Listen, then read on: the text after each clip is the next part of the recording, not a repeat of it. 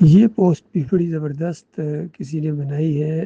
بغیر دھوئیں کے پیسے بنانے والی فیکٹریاں، اور اوپر یہ سارے جتنے مزار بر صغیر میں پوجے جاتے ہیں، پاکستان میں اور بنگلہ دیش میں، حتیٰ کہ سعودی عرب میں بھی مدینے میں جو گنبد پوجا جاتا ہے اس کو بھی بیچ میں ڈال دیا ہے۔ سارے جتنے یہ مزار پوجے جا رہے ہیں، واقعی یہ شرک کے کارخانے ہیں اور فیکٹریاں ہیں، اور پیسے بنانے والے یہ بہت بڑے ان کے اڈے ہیں، اور اس میں سے دھواں بھی نہیں اٹھتا ہے۔ دھواں تو عوام کے اندر سے اٹھ رہا ہے جو پیسے اس کے اوپر پھینکتے ہیں۔ میں نے ایک دفعہ دیکھا ایک ریڑے والا گدھا جو آگے جوتتا ہے، وہ صبح صبح مزدوری کے لیے جا رہا تھا اور اس نے مزار کے اوپر پیسے ڈالے۔ تو اس قدر یہ ظالم لوگ ہیں، ان غریبوں کا خون چوستے ہیں، یتیموں کا مال کھاتے ہیں۔ یعنی اگر یہ فیکٹریاں یہ بے ایمان نہ لگاتے تو یہی پیسے جو خرچ کرنے والے لوگ ہیں وہ غریبوں، مسکینوں کو، رشتہ داروں کو دیتے، یتیموں کو دیتے، تو اب ادھر جانے کی بجائے یہ پیسہ مال ان کی فیکٹریوں میں آ رہا ہے۔ اور کچھ لوگوں نے ایسے ویڈیو بھی دکھائے تھے، یقین کریں بوریاں نہیں، بڑے بڑے جو بورے نہیں ہوتے، بورے وہ بھر کے ان مزاروں سے، چاہے وہ گولڈا شریف ہو، جو جتنا بدماش ہے اس کے ساتھ شریف لگا کے اس کو شریف بنانے کی کوشش کی جاتی ہے۔ چاہے یہ سیون شریف ہو، ملتان شریف ہو یا لاہور شریف میں علی اجمیری کی قبر کے اوپر کتنا غلہ لگاؤ، بینک بن کے اندازہ لگائیے اتنے مال وہاں پھینکتے ہیں لوگ۔ یقین کریں اگر یہ شرک ختم ہو جائے تو امت مسلمہ کے 99% جو مسائل ہیں وہ حل ہو جائیں۔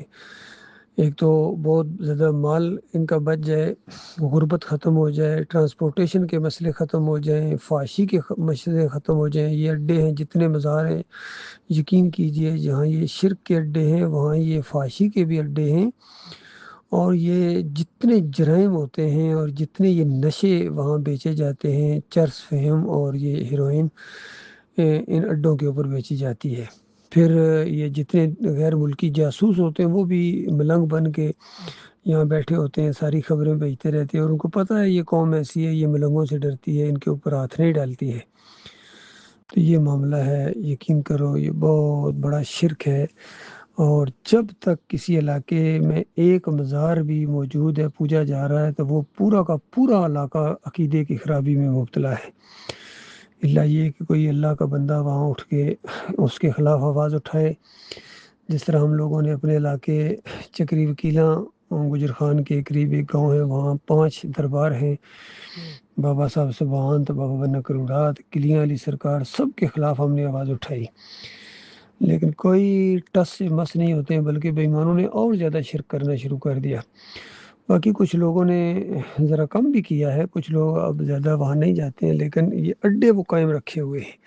تو یاد رکھنا اہلیان چکری وکیلاں، جب تک یہ شرک کی نشانیاں، شرک کے اڈے، شرک کی علامتیں موجود ہیں تو مومن نہیں کہلائے جا سکتے، اور کوئی مومن تمہارا صلاۃ المیت نہیں ادا کرے گا۔ تو کوئی شرک کرنے والوں کے لیے اتنی بات کہنا کہ یا اللہ ان کو معاف کر دے، اللہ مغفر لحینا و میتنا، یہ بہت بڑا جرم ہے۔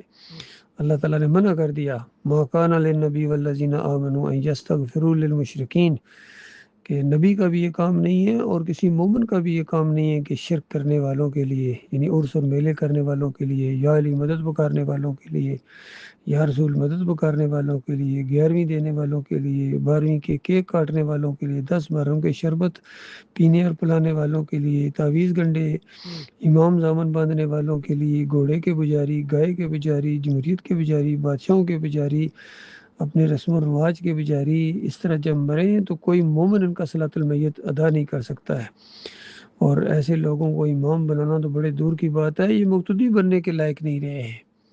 یہ حال ہے اللہ کے بندو، اسی وجہ سے امت مسلمہ کے اوپر میزائلوں کی بارش ہو رہی ہے، ذلت اور خواری اس کے ساتھ چمٹا دی گئی ہے۔ ان کا یہ جرم ہے کہ یہ ان کی اکثریت کے اوپر قرآن کی وہ آیت پوری طرح فٹ ہو رہی ہے، وما یؤمن اکثرهم باللہ الا وهم مشرکون، کہ اکثریت اس طرح ایمان لاتی ہے، اس طرح اللہ کو مانتی ہے کہ ساتھ ساتھ شرک بھی کرتے ہیں، یعنی ہوتے مشرک ہیں اور ایمان کے دعوے دار کرتے ہیں منوں اور ٹنوں کے. تو یہ معاملہ ہے ساری قوم کا، عربی ہوں یا اجمی ہوں، سارے شرک کے اندر مبتلا ہو گئے. جماعت اسلامی ہو یا تنظیم اسلامی ہو، شرک کے حمایتی ہیں، شرک کے رکھوالے ہیں. چاہے یہ سیاسی لیڈر ہوں، عسکری لیڈر ہوں، سارے کے سارے شرک کے رکھوالے ہیں. اور بڑے لیول کے اوپر کوئی ایمان اور توحید کی بات نہیں کرتا ہے، شرک کا رد نہیں کرتا ہے.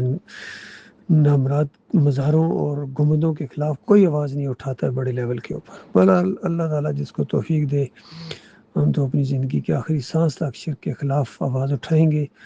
اور اللہ تعالیٰ جب ہمیں طاقت دے گا تو سارے مزاروں کو، ہم تو ایک بھی نہیں چھوڑیں گے. اس سے پہلے لوگ اٹھے تھے، انہوں نے کافی مزار گرائے ہیں، لیکن کچھ کو چھوڑ دیا ہے. ہم تو ایک کو بھی نہیں چھوڑیں گے بھائی.